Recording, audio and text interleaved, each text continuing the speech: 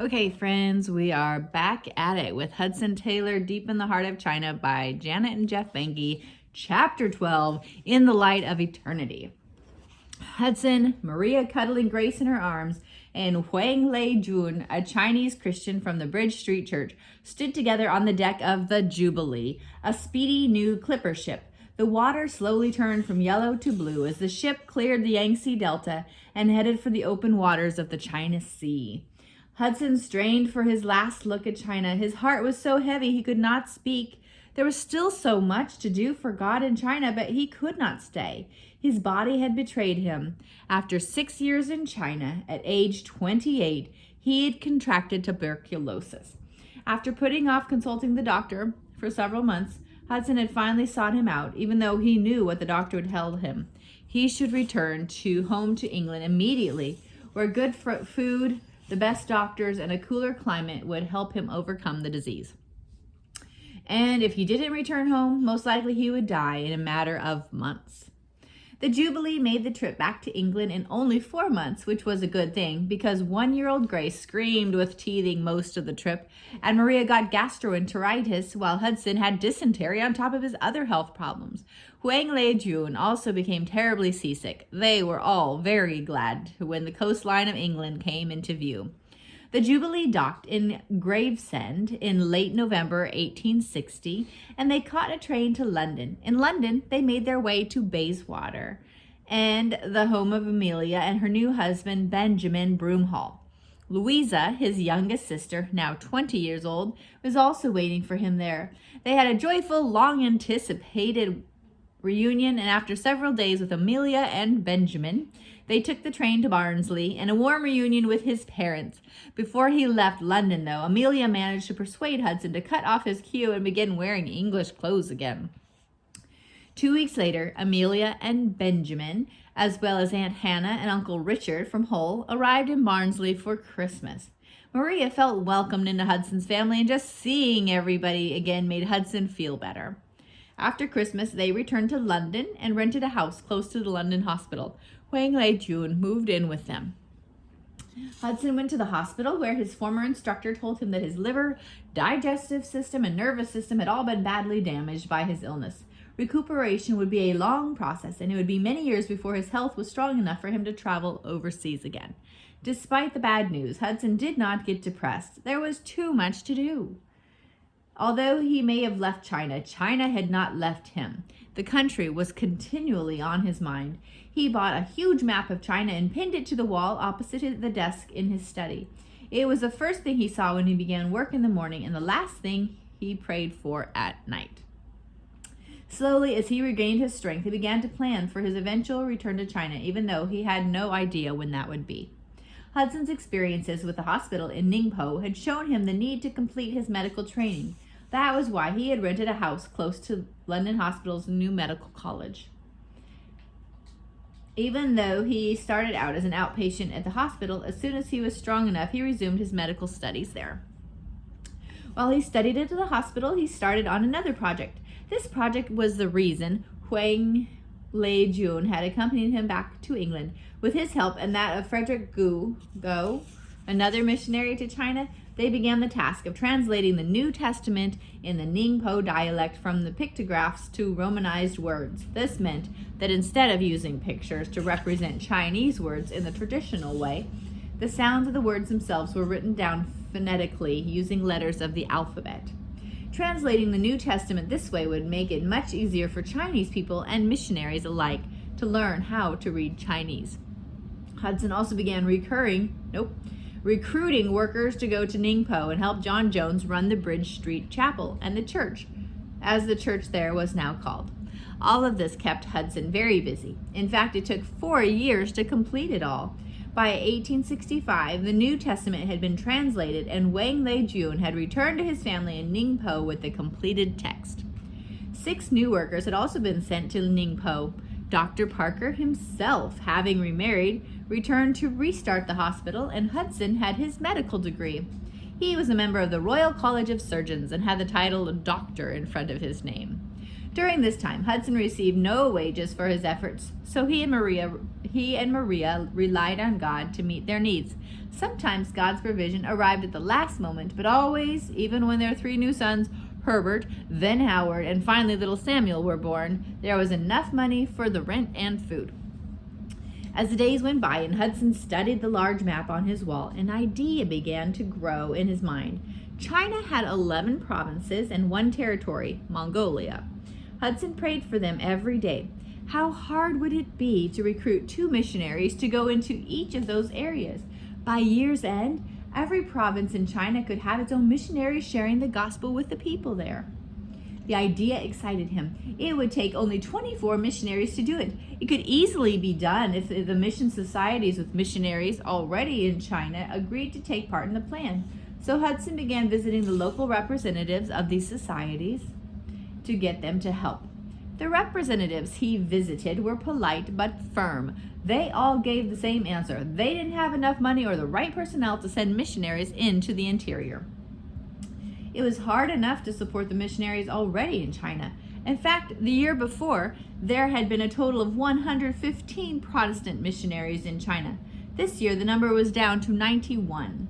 Hudson, they pointed out, needed to accept the reality that China was no longer a fashionable place to send missionaries. It was dangerous and very foreign.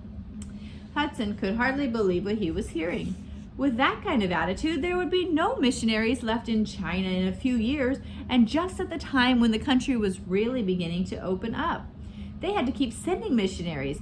Every month, more than 1 million Chinese people died without ever hearing about Jesus Christ. Over and over, Hudson asked himself the question, why wasn't someone doing something? As he thought about it, the question slowly and quietly turned itself around in his mind. Why aren't I doing something? Deep in his heart, he struggled with the answer. He knew there was no one in England better suited to recruit a group of missionaries to move into the heart of China than he and Maria. But he did not want the responsibility for other people's lives. It was too great a load to bear, having others rely on him for their safety and guidance. On his return to China, Dr. Parker had fallen off a horse into an icy river and drowned. One of the 6 missionaries Hudson had recruited and sent to Ningpo had contracted cholera and died. Even his good friend John Jones had become so sick that he had to return to England. On the voyage home, he died, and now lay buried on some faraway forgotten island. Such sad news made Hudson long to be in China to help and encourage those left working there. But how could he accept the responsibility for the lives of others who might go? He felt caught in the middle. Part of him wanted to organize an all-out missionary assault on China, but another part of him was too scared to ask people to go, knowing he would be responsible for them. Hudson became very stressed over the whole matter. He couldn't seem to sleep or eat, and his health was starting to deteriorate again. Maria could see the strain on her husband, and she was pleased when he announced he was going to Brighton for a few days' rest. He would stay with Mr. Berger, the man who had begun supporting the hospital work in Ningpo right at the time they ran out of money. Maria hoped the sea air and the Christian fellowship would help clear Hudson's mind. Unfortunately, the large church, filled with happy, healthy, rich Christians, had the opposite effect on Hudson. He found it hard to sit and listen to people singing about God and their salvation, while not seeming to care whether others went to their eternal death without ever hearing the gospel. Hudson could no longer stand to be in the service. He slipped out a side door and, as the organ music faded behind him, walked down to Brighton Beach. He took off his shoes and socks and waded in the water. His heart was as tossed and turned as the seaweed floating in the surf. He had to resolve the struggle he felt inside. As the waves lapped around his feet, a thought suddenly occurred to him. What was the worst thing that could happen to a missionary in his care? What if he took a group of missionaries back to China and they all died? How bad would that be in the light of eternity? They would all go straight to heaven, and if, as a result of their work and sacrifice, one Chinese person turned to Christ, wouldn't that make it worthwhile? Strangely, this backward way of looking at things comforted Hudson. In the light of eternity, there was no fate worse than for the Chinese people never to hear the gospel. As he thought about all this, his mind began to clear. If each missionary was obeying God and going to China, the responsibility for what happened to them rested with God and not with Hudson. Tears of joy slid down his cheeks. The answer to his struggle was so simple. He was going to do what he felt God was calling him to do, and he would trust the others exercise the same obedience. Standing in ankle-deep water on Brighton Beach, Hudson prayed and asked God to raise up 24 workers for China. Then he pulled a pencil from his pocket and wrote in the back of his Bible, prayed for 24 willing, skillful laborers at Brighton, June 25th, 1865. The next day, he returned to London, a new man. The inner conflict was settled. It was time to move forward. Now he had to prepare for what God wanted him to do. He went to the London and County Bank and, with £10, opened a bank account in the name of the China Inland Mission. Next, Hudson took all the information he'd gathered together to try to convince existing missionary societies to join his plan, and he put it into a booklet. He called the booklet China's Spiritual Need and Claims. The booklet set out plainly how 400 million Chinese people had never heard the gospel, yet they had a right to hear it. And Christians in other lands around the world had a duty to follow Jesus' command to go into all the world and preach the gospel. The booklet made many Christians feel uncomfortable. Was it possible that they were partly responsible for the 1 million people in China who died every month without knowing Jesus Christ? Even though it made people feel uncomfortable, China's Spiritual Need and Claims was a bestseller. It was reprinted time and again as more and more people read it and shared it with their friends. It was as if God had been waiting for Hudson to make a commitment before unleashing his blessing. In what was at first a dribble and then a flood, money, supplies, and workers began to pour in. Some readers were so inspired by what Hudson had written that they wrote and told him his vision wasn't big enough. A wealthy friend, Lord Radstock, wrote, "I read your pamphlet on the way down here and have been greatly stirred by it. Dear brother, enlarge your desires. Ask for 100 laborers, and the Lord will give them to you." Enclosed with the letter was a check for £100. As workers and money flooded in, people began asking Hudson how the new mission would work and what its rules were. They were good questions, but Hudson didn't have the answer to them. So he gathered together a group of trusted friends and church leaders to pray and ask God to show them how the mission should work. Over several days of meetings, 6 principles emerged that they all agreed the new mission would be based upon. These principles were: 1, the workers would be from any Christian denomination as long as they agreed to work together. 2, the missionaries would not receive a salary from the China Inland Mission, but together they would trust God to supply all their needs. 3, the China Inland Mission, or CIM, would never ask for money from anyone except God. 4, the mission leaders in China would be free to make decisions about what to do next and would not have to wait for orders from England. 5, the workers would be a part of an organized plan to evangelize the whole of China. And 6, China Inland Mission missionaries would live as much like Chinese people as they possibly could. They would wear Chinese clothes, eat with chopsticks, and live in Chinese-style homes. The years of quiet recuperation, study, and translation were over for the Taylors. There were so many things to organize and supervise. By May of 1866, Hudson had spoken at meetings and rallies from one end of England to the other, as well as in Scotland and Ireland.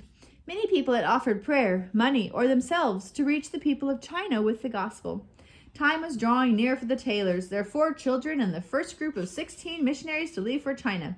When they arrived in China, they would be joined by the missionaries Hudson had recruited earlier and sent to Ningpo.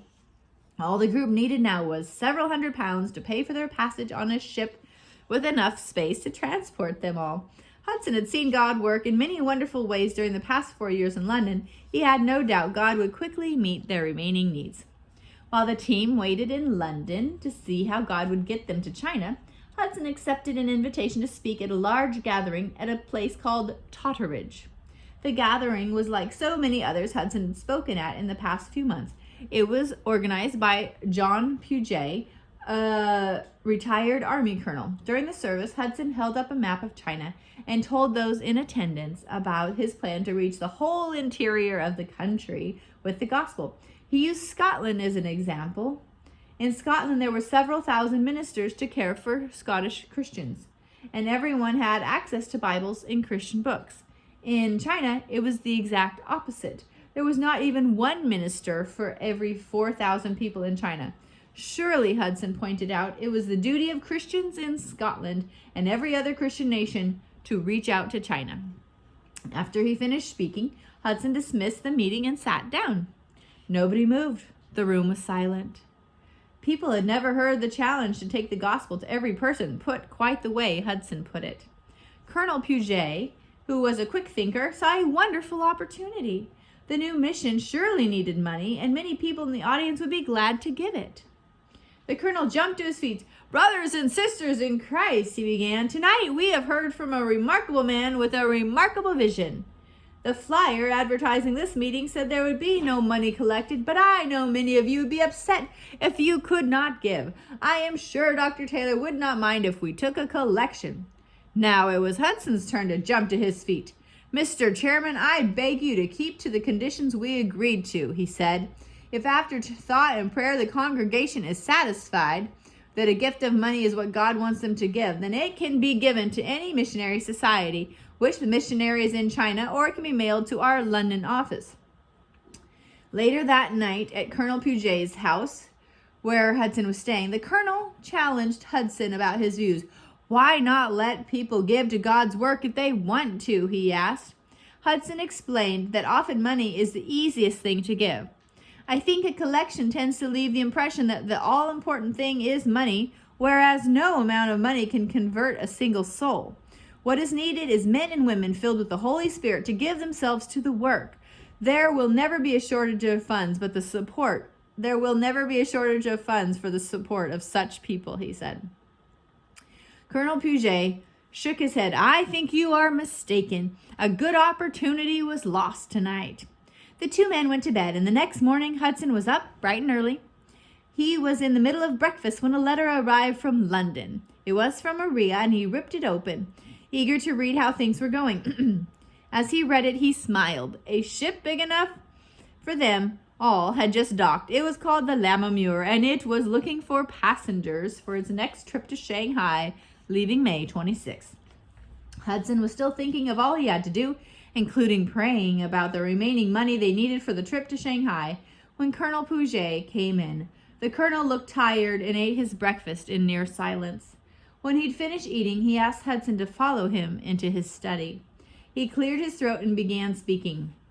"Last night, I was convinced you were wrong about the collection. Now I'm convinced you were right. As I thought about what you said in the meeting and the ceaseless flow of people heading to a Christless eternity, I could only pray as you suggested. Lord, what would you have me do? I think I obtained the guidance I sought, and here it is." Colonel Puget handed Hudson a check for £500. "If there had been a collection last night, I would have only put in a £5 note," he added. Hudson thanked Colonel Puget for his hospitality and for the money, and hurried back to London.